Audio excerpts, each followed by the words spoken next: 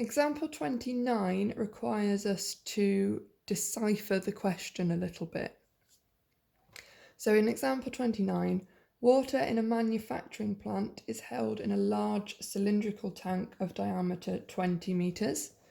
Water flows out of the bottom of the tank through a tap at a rate proportional to the cube root of the volume. Part A, show that t minutes after the tap is opened, dH by dt equals negative k cube root of h. That's what we're aiming for some constant k. Okay, so we need to decipher the first bit of the question. It says water flows out of the bottom of the tank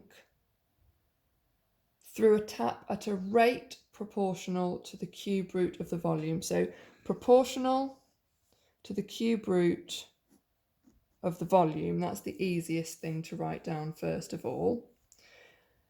Water flows out of the bottom of the tank. So if water is flowing out, that is a change in the volume.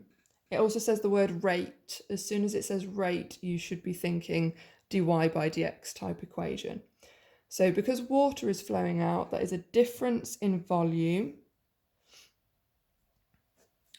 As water is flowing out, that is over time. So dV by dt, the difference in volume of water over time, is proportional to the cube root of the volume.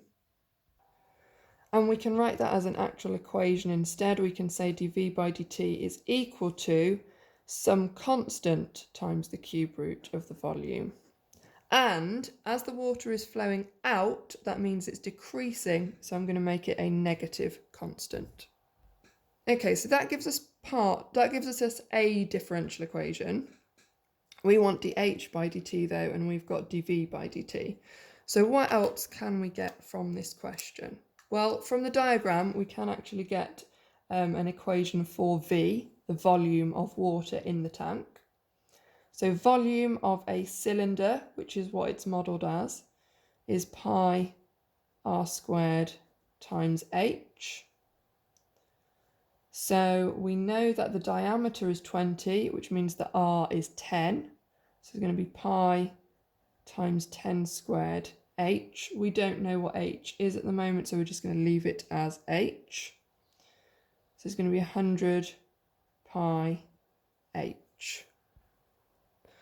So we've got V, and we've got V in terms of h, and we've got dV by dt, but we want dH by dt.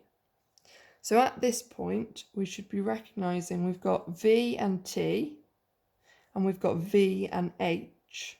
We can use this to eliminate V here and get dH by dt. If that made no sense, I'll show you what I mean. So let's differentiate this equation with respect to h. So dV by dH would just be 100 pi.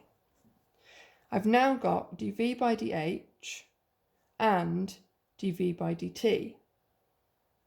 I can use these two equations to cancel the dV's and end up with dH by dt. So dH by dt, which is what I want, is going to be equal to dH by dV, which is just the reciprocal of this, times by dV by dt.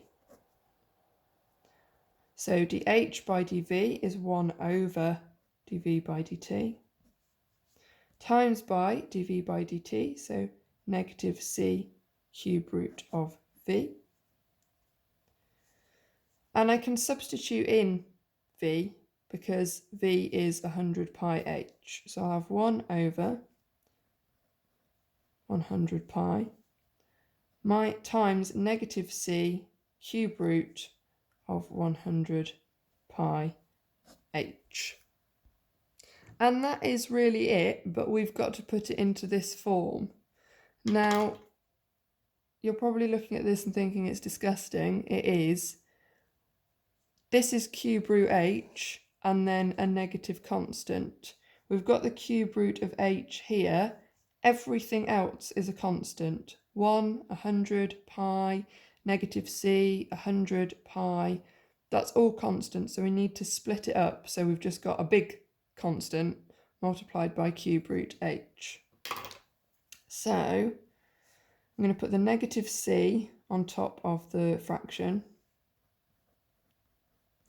And then I can split root signs up. So I can say that's the cube root of 100 pi multiplied by cube root of h. I can only do that if they're multiplied. I couldn't do it if they're added, but because they're multiplied, I can split them out.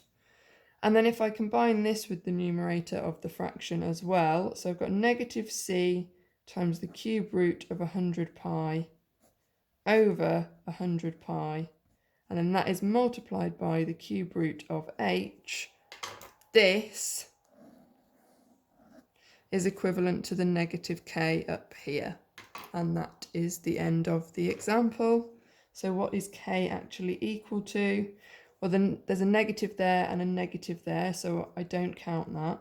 So it'd be c cube root 100 pi over 100 pi.